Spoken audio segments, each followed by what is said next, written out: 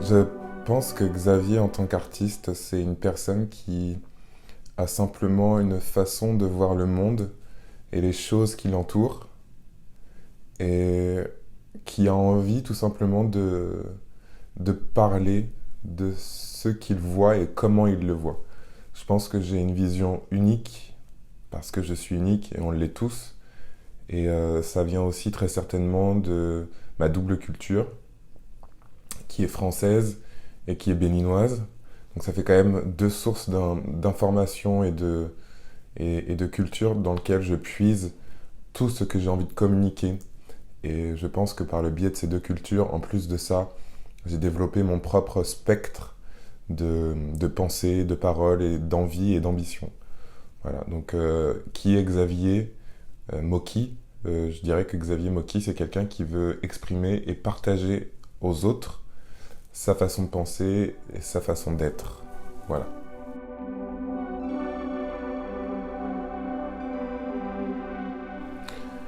Euh, Mon projet, c'est basé sur le racisme face à l'argent, tout simplement. Euh, la ghettoisation, je pense que c'est quelque chose qui existe depuis les années 70 et voire avant, je pense que ça a toujours existé, à vrai dire, mais ça devient flagrant et prenant et vif dans l'esprit de tout le monde euh, par le spectre de l'argent, justement, et j'ai l'impression qu'on assiste à une nouvelle ghettoisation euh, des gens et de leur façon de penser. Et c'est pour ça que le fanion que je porte, par exemple, c'est pour moi montrer cette nouvelle ghettoisation qui veut faire croire qu'on nous mélange alors que certaines personnes restent entre elles, d'où les, les carrés qui ne se touchent pas, les formes géométriques qui de ce côté-ci ne se touchent pas, et de l'autre des formes géométriques qui se touchent, qui s'entremêlent. Voilà, tout simplement, je pense que j'ai voulu exprimer ce fait-là et le fait qu'on nous fait croire que les choses s'améliorent alors que foncièrement, tant que les gens n'auront pas pris conscience eux-mêmes de leurs fautes et de leurs erreurs, que certaines personnes accepteront toujours d'avoir des milliards, des millions, des milliers d'euros sur leur compte et se dire et pas capable de donner 1 euro dans la rue à quelqu'un qui demande qu'on l'aide, euh, je pense que tant qu'il y aura ce principe de pensée, on aura des problèmes de ghettoisation. Et je ne suis pas sûr que ce soit prêt d'être fini parce que plus on en a, plus on en veut, moins on en a, moins on en veut. Et, euh, et voilà, tout simplement. Il faut avoir foi en l'homme, chose que je ne suis pas sûr d'avoir.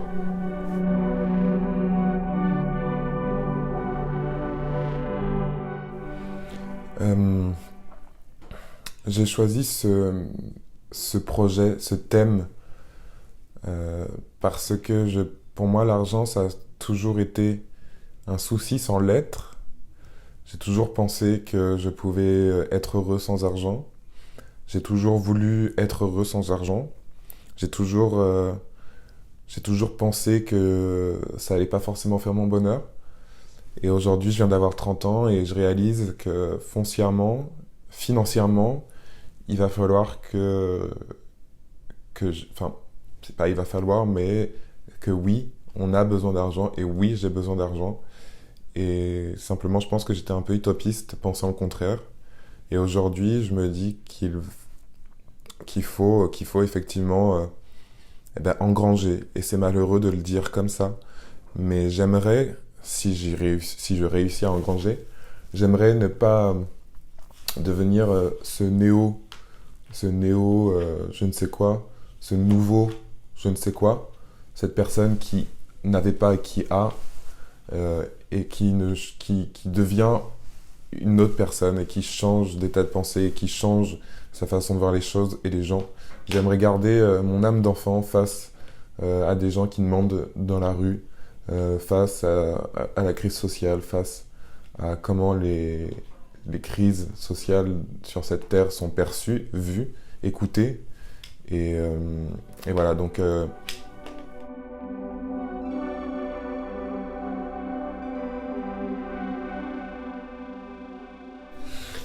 je pense pas que ça fasse réfléchir, ça sera une tache sur un mur. Aujourd'hui, pour réfléchir, on a besoin d'être sollicité de façon permanente, que ce soit le téléphone, que ce soit Internet, que ce soit la télé. Ça, c'est malheureusement les nouvelles choses qui nous font réfléchir. Et aujourd'hui, mon dessin paraîtrait comme une tache sur un mur. Et s'il n'y a pas un cartel à côté expliquant mot pour mot ce que ça signifie et pourquoi c'est là, je ne suis pas sûr que les gens cherchent loin à savoir pourquoi et ce que c'est. Du coup, j'espère, en fait, je pense que 25%, prenons 100 personnes qui voient ce dessin, 25 se diront, tiens, qu'est-ce que c'est? Et essaieront de regarder et de comprendre la composition.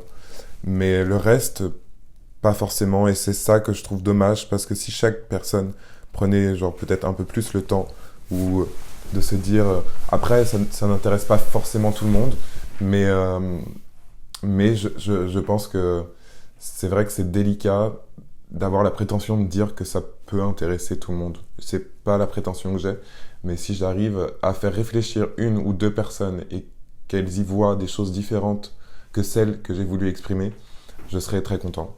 Donc j'ai pas besoin d'une quantité énorme, mais plutôt d'une qualité de réflexion, plus que d'une quantité de réflexion. Voilà.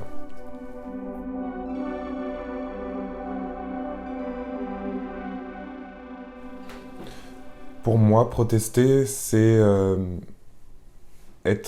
m'activer dans le sens de la protestation à mon échelle. Je dirais qu'il n'y a aucune limite à la protestation, sauf celles qu'on s'impose, qui du coup sont naturelles.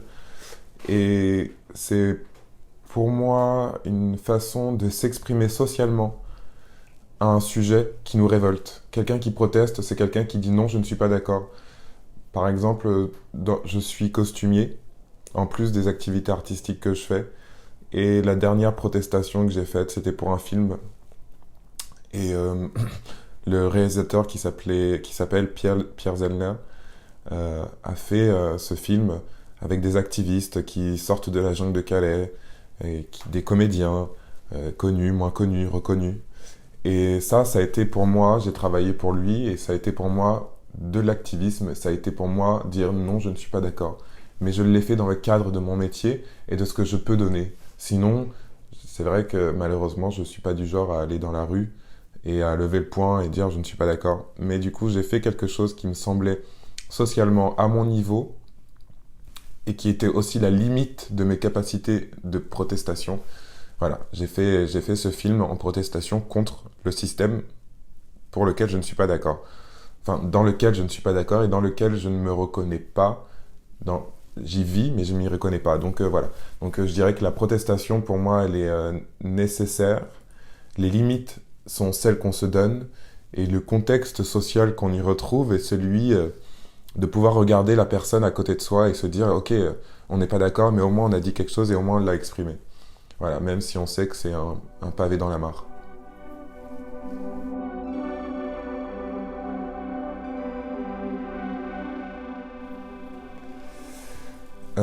Sincèrement, je sais pas si le symbole permet d'unir. Je pense que c'est un petit peu une illusion. Le symbole, pour moi, met de côté plus qu'il l'unit. L'étoile juive,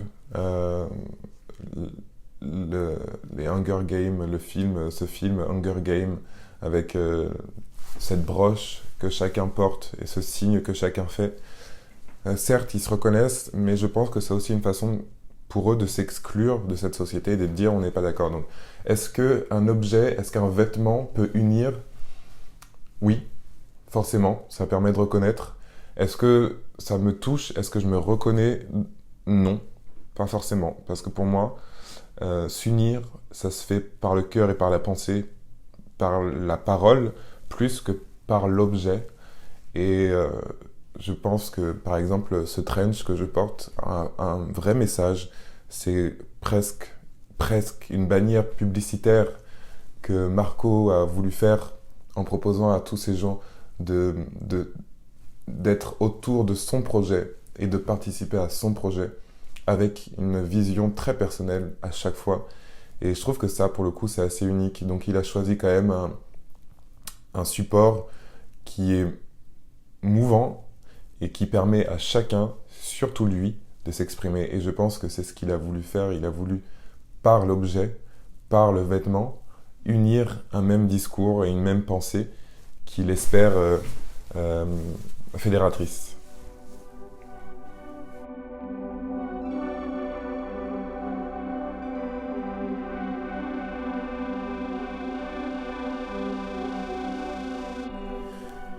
Ce trench est tout sauf un basique pour moi. À part sa couleur, le noir, le blanc, le gris, ce ne sont pas des basiques, ce ne sont pas des couleurs à mon sens.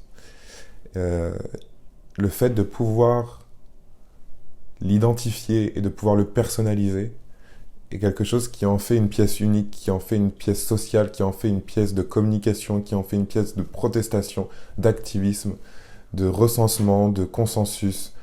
Et je pense que ce trench est vraiment une chouette, une bonne euh, porte ouverte vers la communication et vers le non basique. On a tous vu porter des trenchs, mais celui-ci, il est différent dans le sens où on peut vraiment y porter son art, porter de l'art. Après, il y a énormément de façons de porter ou d'incarner l'art, si on veut aller par là. Mais je trouve ce message, ce trench m'a particulièrement touché par la vision qu'il avait, par la façon de... sa façon, tout simplement, sa façon m'a touché.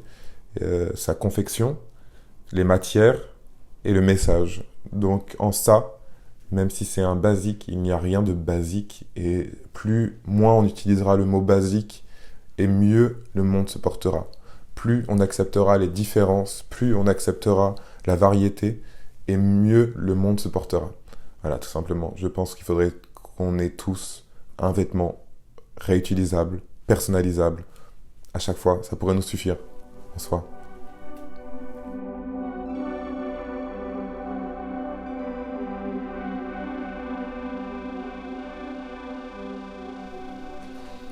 Je suis optimiste dans mon pessimisme.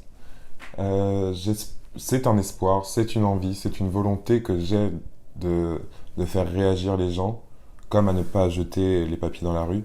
On le dit, mais on sait que forcément, il y aura toujours quelqu'un pour le faire.